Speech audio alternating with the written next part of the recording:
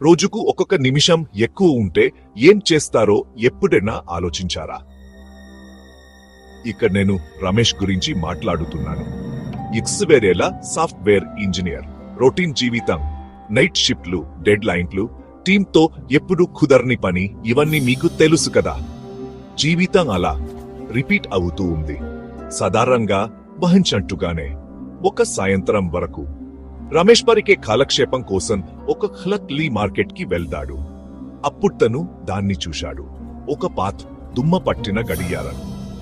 అమ్మకందారుడు నవ్వి, నాకు ₹1 ఎక్కువ ఇవ్వు, ఈ గడియారం నీకు ప్రతిరోజు 1 నిమిషం ఎక్కువ ఇస్తుంది అన్నాడు. జోక్లా ఉంది కదా, కాని రమేష్ ఏదో సరదాకి ఇంపైటమ్మెన్ ఇచ్చి దాన్ని ఇంటికి తీసుకెళ్లాడు. మరుసటి రోజు అర్ధరాత్రి రమేష్ ఏదో తేడా గమనించాడు. గడియారం తదుపరి నిమిషానికి మారడానికి ముందు 60 సెకండ్ల పాటు టిక్ టిక్ అంది. అతను తన ఫోన్తో పోల్చి చూశాడు. 1 సెకను ఎక్కువ. రమేష్ నవ్వుతో ఫ్లీ మార్కెట్ ట్రిక్స్ అనుకున్నాడు. కాని రోజులు గడుస్తున్న కొద్దీ అతను గుసలు వినడం మొదలు పెట్టాడు. చాలా నెమ్మదిగా, దూరం నుండి. ఆ అదనపు సెకండ్లలో ఎవరో ఇంకా ఇంకా అంటున్నట్లు అనిపించింది. కుతూహలం ఎక్కువైంది. ఒక రాత్రి అతను టిక్ టిక్ శబ్దాన్ని రికార్డ్ చేసి మండి ప్లే చేశాడు.